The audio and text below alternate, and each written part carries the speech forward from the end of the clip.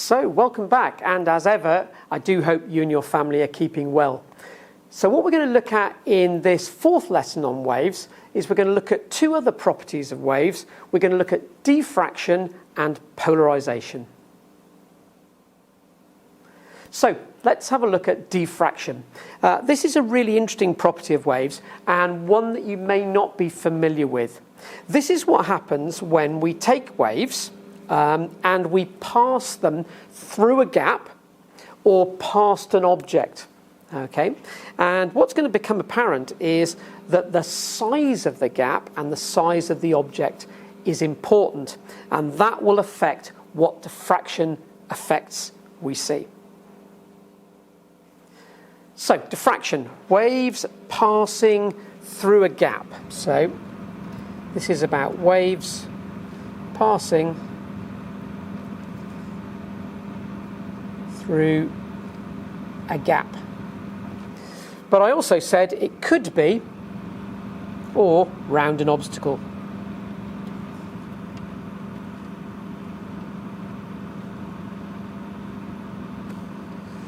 Well, what happens here is really strange. Okay, when waves pass through a narrow gap or they hit an obstacle, they bend, they change direction, they spread out.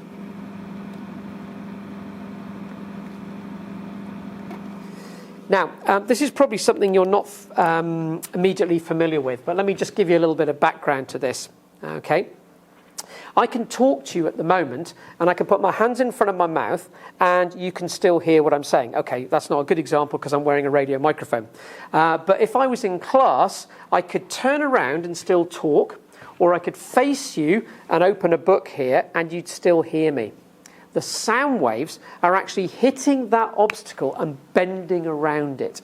Okay, if we talk with the door open, yeah, and things were happening elsewhere, reflection aside, okay, we'd still be able to partly hear what was going on outside because the sound waves would hit the sort of gap that's the door, and they would bend around that gap.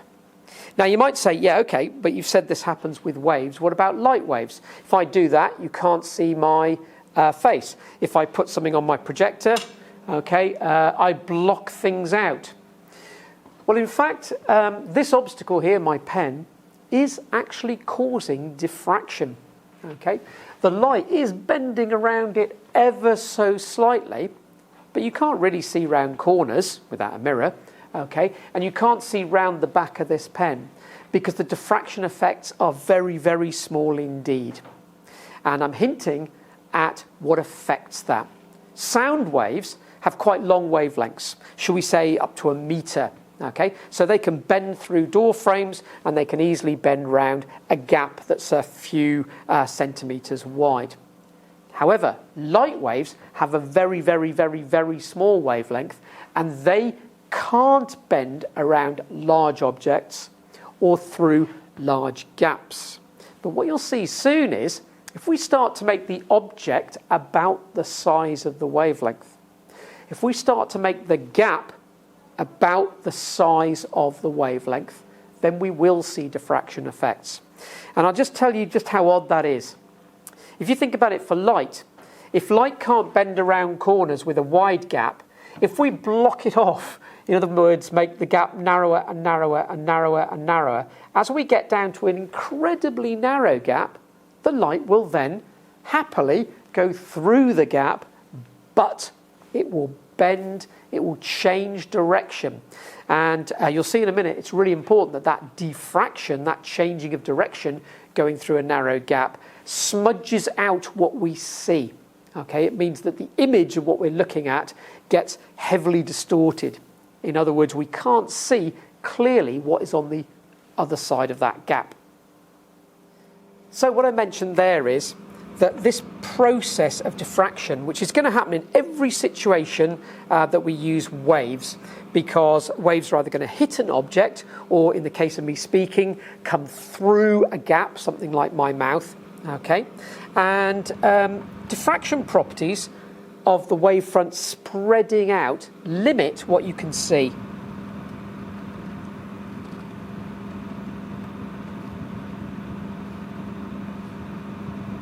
when it's light. Okay, what we really mean is the smallest detail you can pick up, what you can resolve. Okay, and you might wonder about looking at atoms. Okay, well, looking at atoms, why don't you just get a microscope like you have in biology and just put better and better and stronger and better lenses on it? Okay, well, you're using light, which has a wavelength, and you're trying to resolve something that's very, very, very tiny, so you're going to get diffraction effects, and you're going to get them especially from the narrow tube that the light passes down as well. So the way to solve that problem is to resolve very small objects with a very, very small wavelength. And weird as it is, the wavelength of light is small, but the wavelength of a particle, electrons, which we'll deal with later, is even smaller. So that won't diffract as much, so we'll get a clearer image. So the point I was making about diffraction is, I'll just put the word down again, diffraction. Yep. It's most noticeable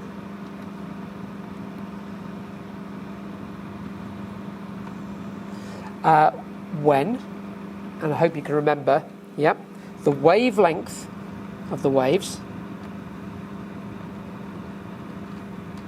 is similar in size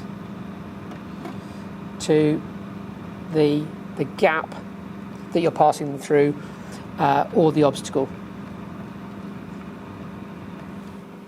Okay, so we're going to, if we want to see diffraction, we're going to pick gaps that are similar to the wavelength, or we're going to put objects in the way that are similar to the wavelength. Oh, hang on, think about that in reverse. If we don't know the wavelength, yeah, if we don't know what it is, shall we just put an obstacle in the way or a gap in the way?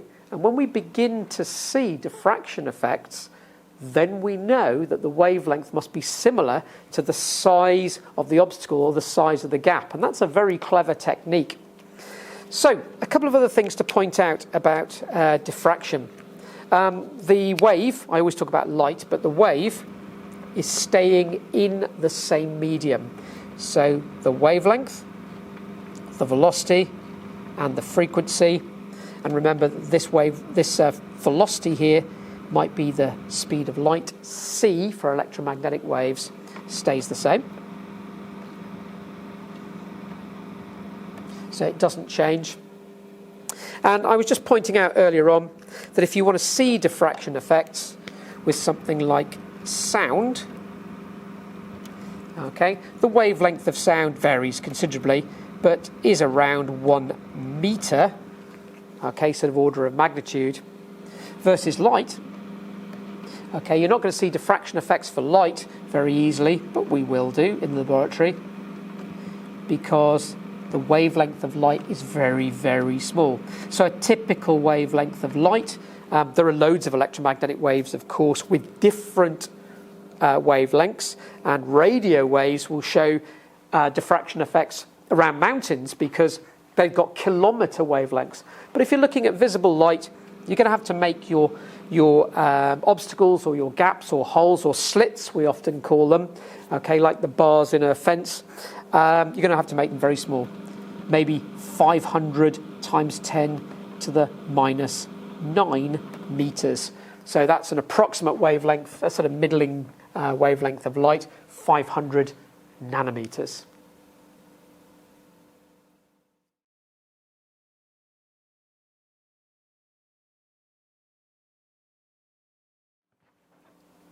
So let's do an example now of diffraction, and I'm going to draw a wave front diagram. I'm going to have the waves going through a gap. We'll call it a slit, and we'll make the width of that gap, or the slit, d. So that's the gap or the hole or the slit, we normally call it in physics. You'll see why later on. The width of it. Could be the obstacle as well.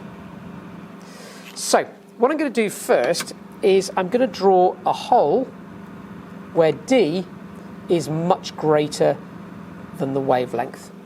So again, flying, I used to see this quite a lot, the sort of gap in a harbour wall. So there's an object that's going to be opaque to the waves, and here's the gap. So you can imagine this as looking down a sort of aerial view. And what we'll do is we'll have some waves coming in, and you'd be interested to see what happens when they come out through the gap. So now let's draw some waves going through the gap. So I'm going to draw one that's there, okay, one that's behind it, that's here, one that's behind it here, and one over here. So you'll notice the wavelength. Tried my best to keep the wavelength the same. Okay. Well, what happens is pretty much what you'd expect. I'll come around this side to draw it. The waves that can make it through basically make it through. Got to try and keep the wavelength the same because it's still in the same medium. Okay. But there is an effect of this edge here. Okay. This is a sort of obstacle edge to the wave. So what in fact happens, and you'll see this from the air when you fly over these sort of things, is you get a slight changing of direction just at the edge. So the middle bit just basically goes straight through.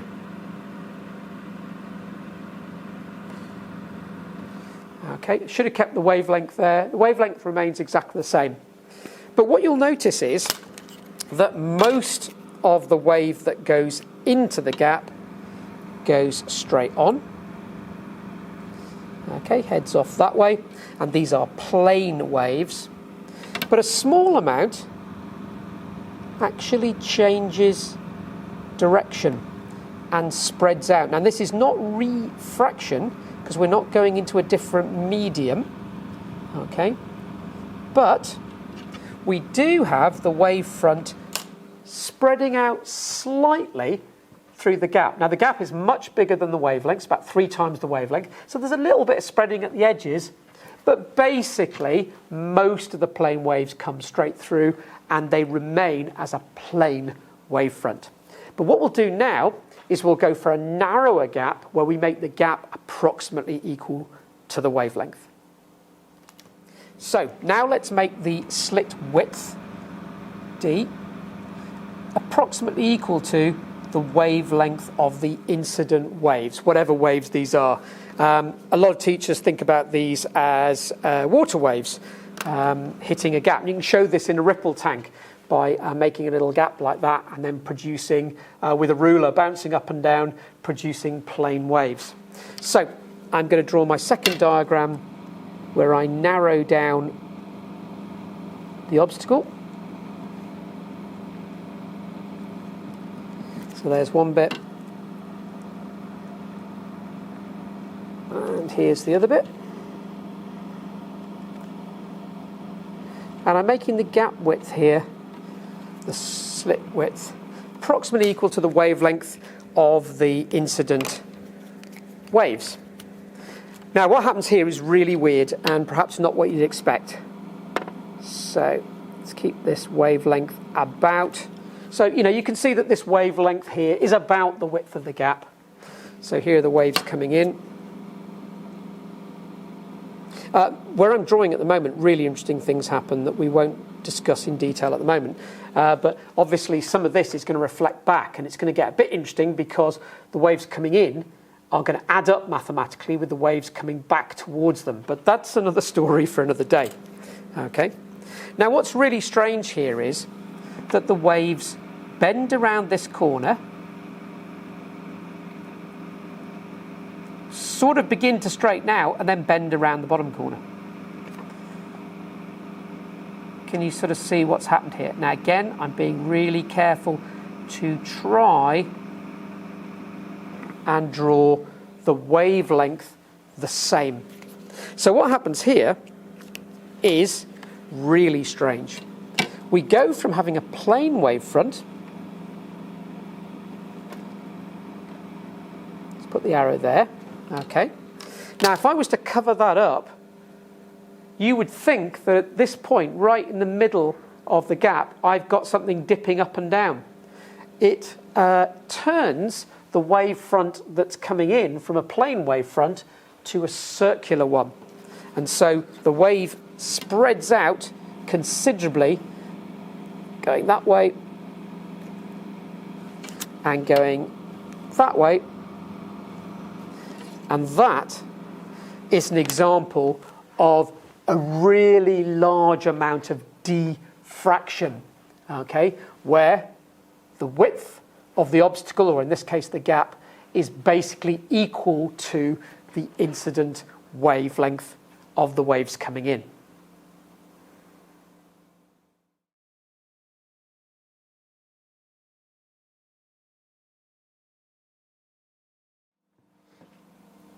So what we're going to look at now is the last and final property of waves that we can measure. And that's something which you probably don't know anything about, but you probably know the term Polaroid. So we're going to talk about polarization of waves. And this is an interesting property of waves that are transverse and has something to do with which direction the thing that's oscillating is moving. So to demonstrate what I mean by polarization, I want to look a bit more closely at electromagnetic waves.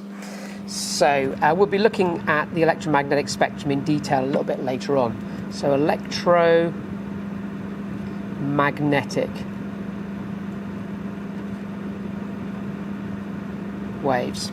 Now, probably for the first time, I'm going to show you why they're called electromagnetic. And again, this will test my drawing skills, but it's a bit of fun. I quite like drawing this diagram. What I'm going to do is I'm going to draw an electromagnetic wave travelling through space. So we know it's a transverse wave. So the oscillation is going to be at 90 degrees to the direction the wave energy travels. And it's also carried by photons, but we'll worry about that a little bit later on in the course. So I'll draw an electromagnetic wave.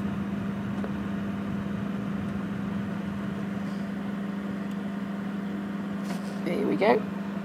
Let's draw the second cycle. Now, the hint's in the name, electromagnetic. So it's made of two parts, an electric part that oscillates in one plane, and a magnetic part that oscillates in a different plane. So what I'm going to do now is draw the magnetic bit of the oscillation.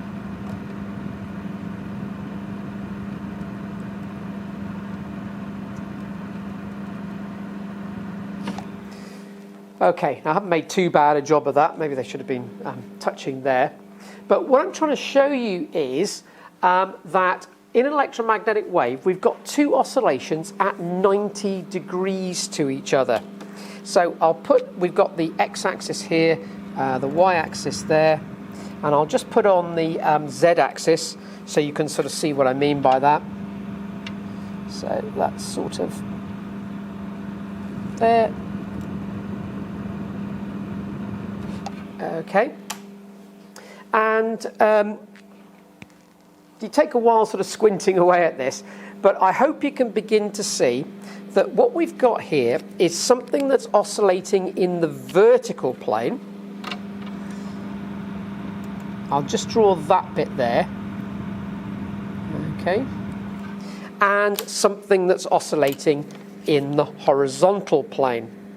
And those two bits together make up an electromagnetic wave. So I hope from my drawing you can sort of imagine an oscillation in this direction and an oscillation at 90 degrees to that direction. Now, which one of these oscillations is the electric bit and which bit is the magnetic bit? I'm not going to worry about that, okay?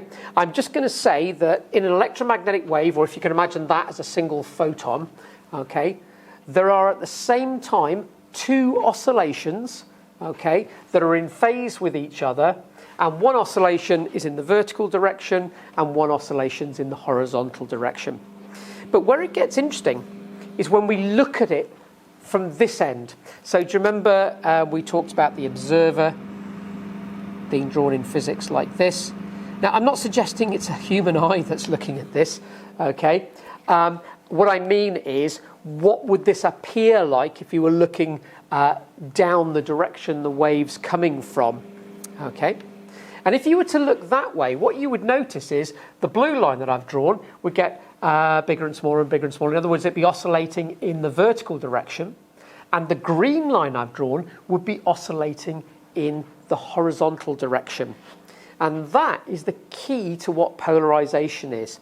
So what we're going to do from now onwards is we're going to look at the direction of oscillation of one of these bits of the wave, one of the vectors. Maybe should we look at the one that's always the blue part on my diagram, if you see what I mean, the vertical bit, okay? And we'll forget the associated bit that's at 90 degrees to it. And what we're going to do is see what happens to the magnitude of this vector if we kind of look at it upright, and then what happens as we turn through an angle. And that will help us understand what we mean by polarization a little bit better. So we're going to home in on this vertical oscillation, okay? The part of the electromagnetic wave that's oscillating in the vertical direction, okay? And I will draw that in terms of a vector.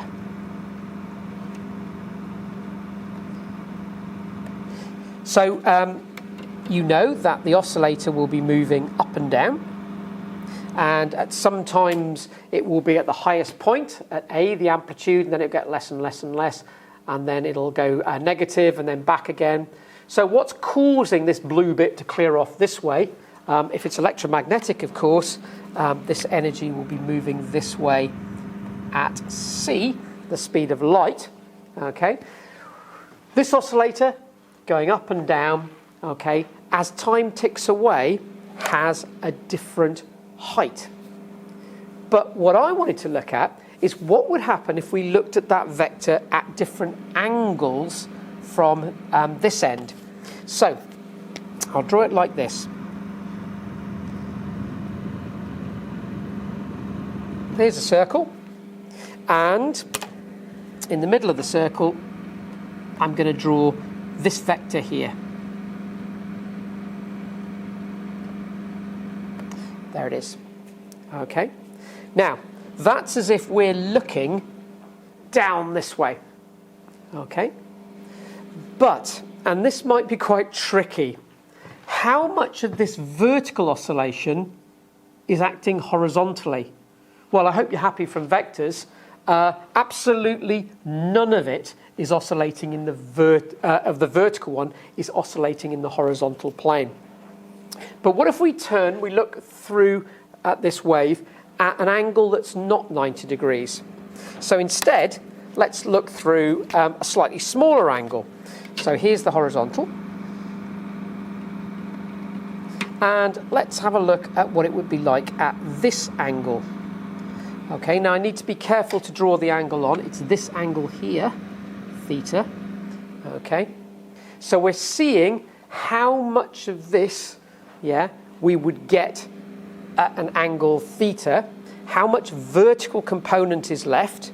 And if you look at it, there's the vertical bit just there. So not very much. And as we turn right the way through 90 degrees, as this angle goes to 90 degrees, the vertical amount of the blue wave will be 0, okay? So we won't see any vertical nature. And it's that we're going to use to explain polarization.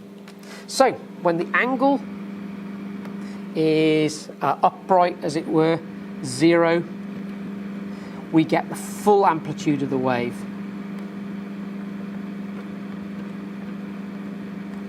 But as we begin to turn through an angle, so as theta gets up to 90 degrees, we won't get any vertical component of the wave at all.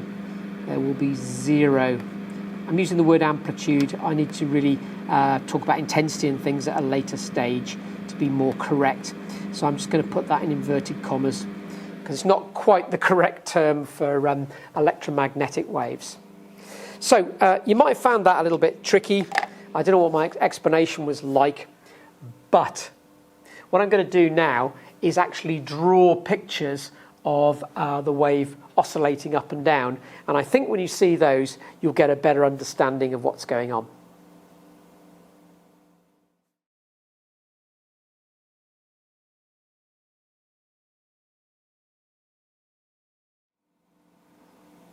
So to understand polarisation a little bit better, what we're going to do is continue to look at the wave as if it was coming towards us.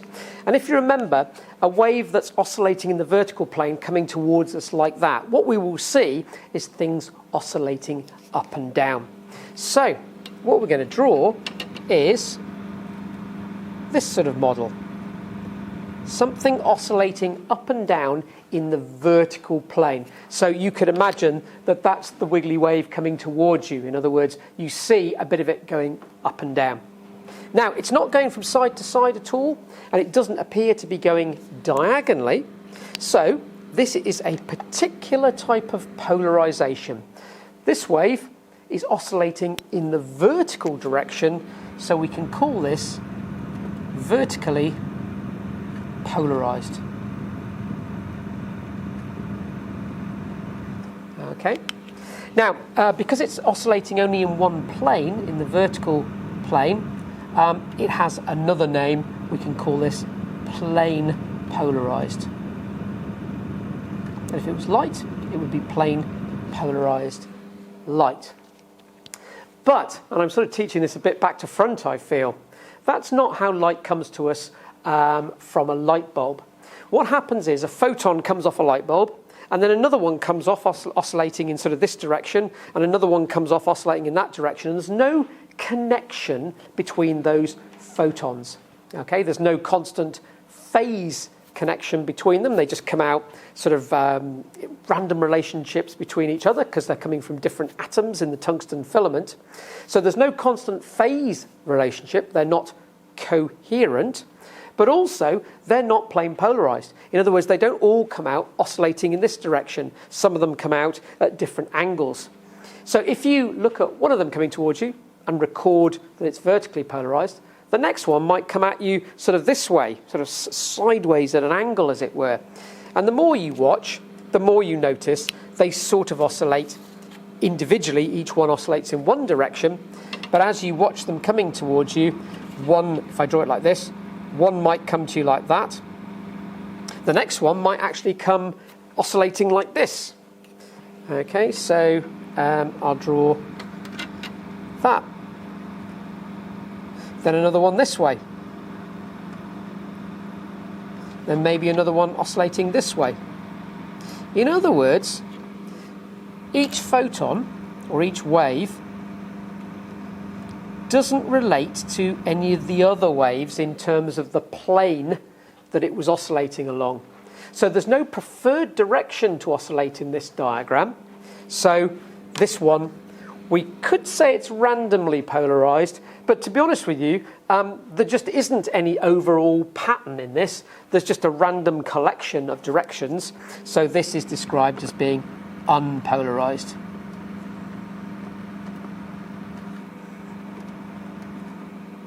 And a good example of that is a light bulb.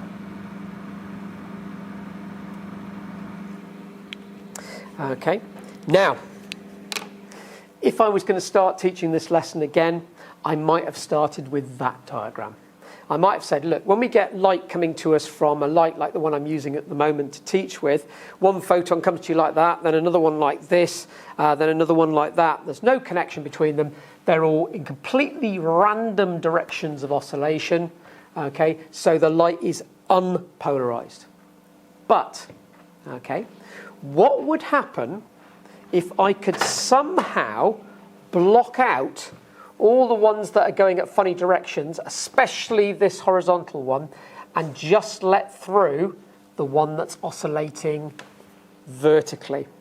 Then what I could do is I could remove the ones that are oscillating in the wrong directions and only let through those that are oscillating in the correct direction. So the light will go from being bright to much dimmer, the intensity will reduce, and I will take unpolarized light and I will turn it into polarized light. Now, just before I go any further with this, I do want to point out, especially if someone else is watching my lesson at the moment, okay, that I did show you the vector nature of this, and later on we'll look at that in detail. And in fact, by putting a grill in the way, you don't completely remove this one. I think you can see that that does have some vertical component. Okay, so it's a bit more complicated. But to begin with, I'd like you to think of this oscillation direction and this one, and if I put a grill in the way, I maybe completely block out that one. There's also a question of, are you talking here, FJ, about the electric vector or the magnetic vector? And again, I don't want you to worry about that at this stage. I want you to think it's the easiest way to do this is to think about a grill, and can the waves get through the grill, or are they blocked by it?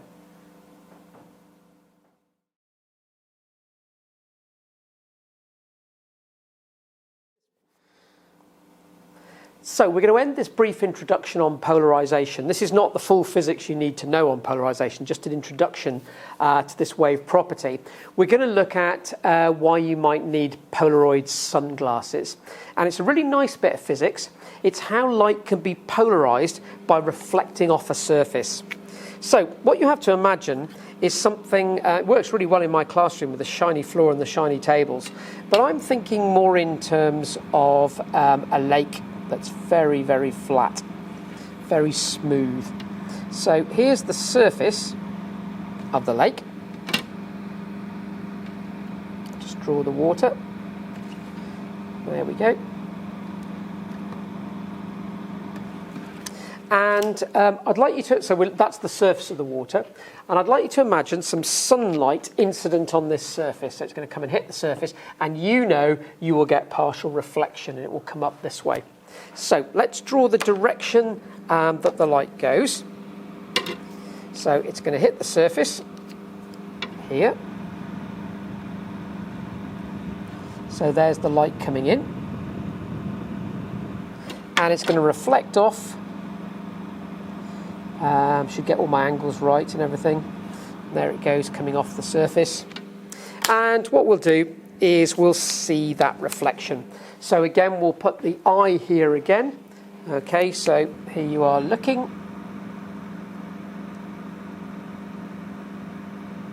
And you remember that what will happen here is the surface of the water, if it's quite calm, will appear really shiny. In other words, you won't be able to see what's under the water. Be very careful about what you say about see through the water. You don't see through the water. The light under the water comes out into your eye after refracting a bit. Okay, but I can sort of see the point. You kind of imagine seeing that way, but the light doesn't come out of your eyes, it goes into it.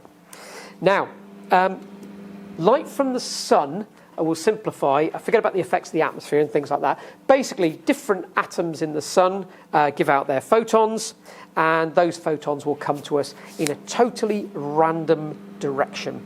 Okay, so the way I'm going to draw that is I'm going to draw some photons maybe oscillating in this direction, and we'll have a few of those coming in.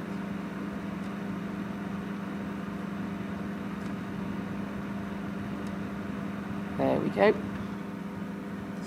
And also to show that these sort of, when I say bunches of light, this beam has photons that are oscillating in this direction and that direction and all directions. Okay, we'll draw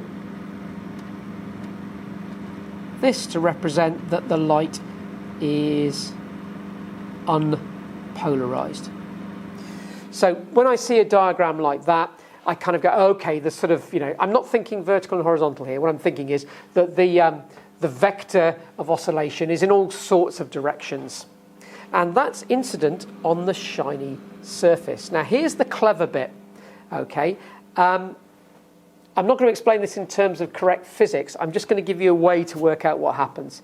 Can you sort of imagine that this one that goes up and down hits the surface and is massively reduced in intensity, okay? Whereas the one that goes from side to side skims off the surface like a skimming stone. So I'm now going to draw the side-to-side ones. It's not the easiest thing to do, but the side-to-side ones will skim off the surface of the water quite happily. So there they are. But any of the photons that were polarized in the vertical direction don't really come off the water very well at all. So we'll reduce their intensity a lot. Now, some diagrams, people drawing this, will show that the horizontal one comes in and skims off beautifully, and they don't draw any of the vertical one. That's not quite true. But here's the clever bit. When we look down this ray, these ones that are oscillating horizontally are kind of coming from the sky and are creating the glare on the surface of the water. So what we need to do is we need to wear some sunglasses that don't let through the horizontal ones. They block the horizontal ones. So that would let them through, but we want to block them. So we have in front of our eyes, if they're proper Polaroid glasses, we put in front of our eyes something that looks a bit darker, I know, the sunglasses. But the sunglasses have a filter in them that we call a Polaroid filter. It's built by quite a complex chemical arrangement where you kind of stretch out molecules of material in the plastic. And there are the vertical bars. So the vertical bars will massively reduce the intensity of the horizontal oscillation. And if it does that, then this light isn't really getting into our eyes at all. Only the light coming from under the surface we will see, so we don't get that glary effect on the surface. And this is a technique you use when sailing, or fishermen use it. So you can see why the physics isn't quite right here. So they can see better through the surface of the water. They're not getting a lot of glare from the horizontal polarized photons that are reflecting off the surface of the water, because they've blocked the horizontal ones with a vertical polarizer in their sunglasses. So just before we finish, a little story. One or two of you might know of an absolutely fantastic physics lecturer. He's retired now, called Walter Lewin, and his lectures are well worth looking up on YouTube. But he said he always carries in his wallet a couple of Polaroid filters. So here's my wallet, and here are mine. And it was quite a good idea that he suggested. And he spends his time when he's outside sometimes taking a Polaroid filter, looking through it and rotating it and see what happens. I'm actually noticing the glare reduction in my lab as I do that. I'm getting less reflection off the floor. But it's quite a cool effect, actually. Those are two Polaroid filters, okay? And both of them have got the bars lined up vertically at the moment. But if we have one with the bars vertically, and so that only lets through the vertically polarized photons, and this one is vertical as well, they get through, but if we turn this through 90 degrees, we're going to block the vertically polarized photons, and it will go completely black. And I hope you know what will happen when we rotate it through another 90 degrees. With slight intensity reduction, we let all the light through. So that's a lovely little story about Walter Lewin and the Polaroids that are in his wallet that he takes everywhere. We are a bit strange as physicists, aren't we?